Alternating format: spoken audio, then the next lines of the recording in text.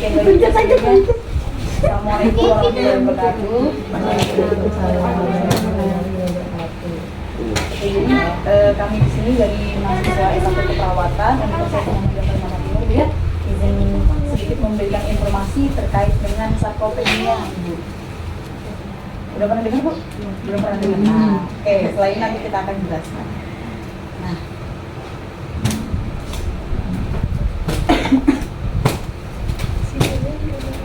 jadi di UMKM sendiri namanya pendidikan kesehatan digital. Nah, bentuknya bisa video.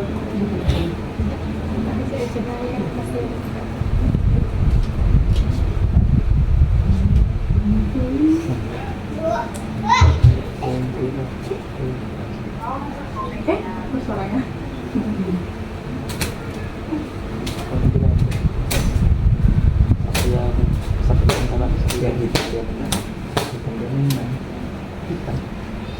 Oke, jadi kami ada sedikit kayak jargon gitu. Lawan sarkopenia dengan mama. Nah, mama sendiri nanti ada singkatannya, Bu. Jadi sebelum masuk ke situ, nah jadi sarkopenia sendiri itu adalah penyakit degeneratif di mana jumlah, kekuatan dan kinerja otot kita itu kan menurun seiring usia kita, ya seperti itu. Ibu merasa nggak dari ibu misalnya muda menuju ke sekarang aja tuh udah terasa, Bu ya? Padahal kan kita belum tua. Nah, yang kita aja. Iya. Jangan ini yang kita aja sudah merasa ada penurunan otot nih gitu. Jadi rasanya ototnya tuh sudah tidak bekerja seperti ketika kita dulu usia anak-anak.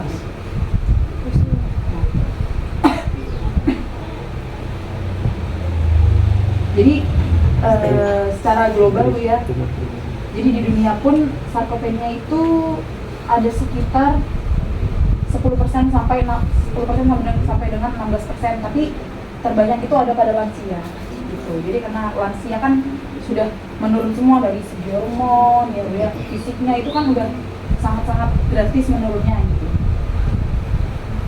Kalau di Asia sendiri itu Ibu,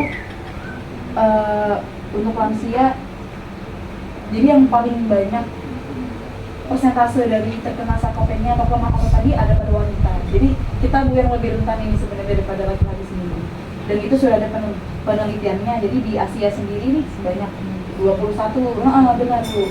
Dan itu tuh hampir 2 kali lipat, Bu ya. Tuh. Tuh, kalau laki-laki 12,9%, sedangkan untuk wanita 21,7% saja. Terbalik Mas. Nah. Jadi proses penuaan tadi itu bisa menyebabkan perubahan komposisi tubuh kita dari tulang, bukan cuma lemak otot, tulang juga. Itu ada yang mulai keropos, itu lihat. Nah, jadi penyebabnya itu apa aja sih? Nah, yang pertama itu ada penurunan aktivitas atau imobilisasi. Semakin kita iya betul, kurang beraktivitas, itu bisa menyebabkan sarkopenia. Jadi tidak terlatih nih ototnya. Misalnya sering rebahan, terutama kan Gen Z tadi ya. Jadi kalau misalnya Gen mirip gitu, iya, rebahan, enak rebahan daripada jalan gitu. Nah selanjutnya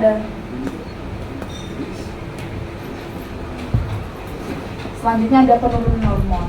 Nah ini biasanya terjadi pada lansia, terus yang menuju lansia gitu.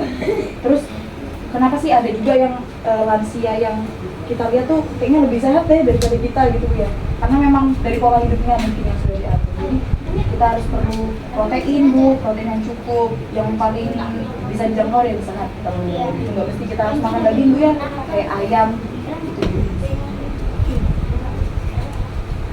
Nah selanjutnya ada penyakit internal, diabetes mellitus atau obesitas. Insya Allah ibunya sehat aja kan, Bu? Alhamdulillah. Oh, ada takut. Nah itu lumayan kan, Bu? Lumayan, iya kan? Ya, penyakit ya. Kalau pokoknya kalau sudah ada sarapan loh, 99. oh bisa sarapan itu? Ya, 99. Normal, padahal habis makan.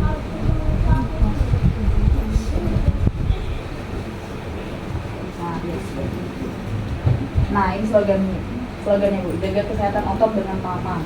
Pertama adalah mengonsumsi makanan dengan gizi seimbang. Nah gizi yang seimbang itu nggak mesti yang Nah, harus daging nih, daging, ada brokoli, jangan mesti Bu ya. Sayur-sayuran lokal, buah-buahan lokal itu juga bagus. Bayam, kangkung, seperti itu. Ya, jeruk, buah jeruk. Murah meriah, benar Bu. Nah, untuk aktivitas fisik rutin. Ya. Ibu biasanya kalau seharian itu ada olahraga atau aktivitas fisik rutinnya tuh apa? Jalan kaki, ya itu. Tapi itu salah satu aktivitas fisik loh. Iya benar. Sebenarnya pekerjaan orang tua dan daripada jogging itu jalan kaki itu lebih efektif sebenarnya Bu. Benar. Daripada jogging. Nah selanjutnya ada mengecek kesehatan rutin. Tadi Ibu sudah Bu ya tadi ya cek gula kemarin ya cek gula ya tuh memang Bu. Nah terus amankan berat badan agar tetap optimal. Jadi maksudnya amankan berat badan agar tetap optimal. Misalnya Ibu tiba-tiba langsung beratnya turun drastis nih, itu apa yang salah? Kenapa kok bisa tiba-tiba turun? Padahal saya makannya biasa aja kayak biasa. Nah itu perlu ditelusuri. Nanti gimana? Nah itu enggak. Sebenarnya makan nih tapi naik terus. Nah, iya, perlu itu juga perlu ditelusuri. Kadang kan kita makan nggak tapi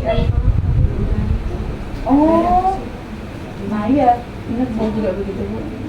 Jakarta. Oh, nah, mungkin itu aja. Jadi mungkin Ibu bisa sambil dibaca Bu ya. Mama M pertama mengonsumsi makanan dengan gizi seimbang. M A aktivitas fisik rutin. M kesehatan rutin. A nah juga saya review tadi. Nah penyebabnya apa aja Bu? Bisa penurunan aktivitas atau kelamaan misalnya beban, tidur, kebanyakan tidur, penurunan hormon, kurang asupan protein, sama penyakit. Penyakit yang menderita.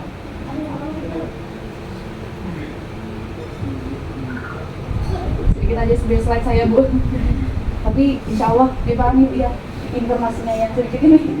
Insya Allah. Iya, bisa Bu di recall. Mbak Dewi. Sedia 24 jam. Mungkin jadi seperti apa Bu kira-kira?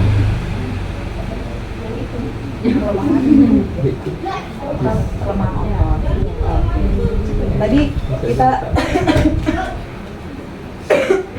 cara mencegah sampai tanya tadi jalan-jalan, menjaga iya pola makan sama cek kesehatan rutin dan timbangan berat badan. Oke. Jadi ada mama Bu ya, jadi ada 4 tahap. Udah, mungkin teman-teman ada yang mau ditambahkan dulu kah? Cukup kah? Atau dari Ibu ada yang mau ditanyakan lagi Bu? kalau untuk apa ini kan ada ya itu kalau nggak normal gimana kayak tadi nggak maaf ya kayak tadi kan kayak Nah sebenarnya kalau masuk di sini nggak sarkopenia sebenarnya itu kan hormon itu banyak Bu ya. Jadi ada hormon yang mengatur untuk haid, ada hormon yang mengatur untuk penyakit yang lain. Nah itu sebenarnya lebih ke hormonnya lebih spesifik, cuma bisa berkaitan. Nah kalau misalnya haid yang kurang lancar itu tuh ada hormon-hormon yang lain Bu. itu aja sih apa nggak lancar Haidnya Kak Bu.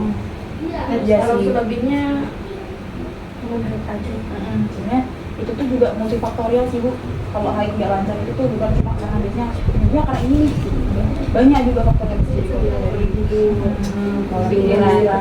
pola pikiran itu ngaruh banget juga bisa benar. Kadang Nah iya itu kalau sudah gitu harus aja sih kalau tempe sih ada yang haid gitu sakit. Nah ada yang hari raya puasa ya puasa itu kan bisa sama gitu.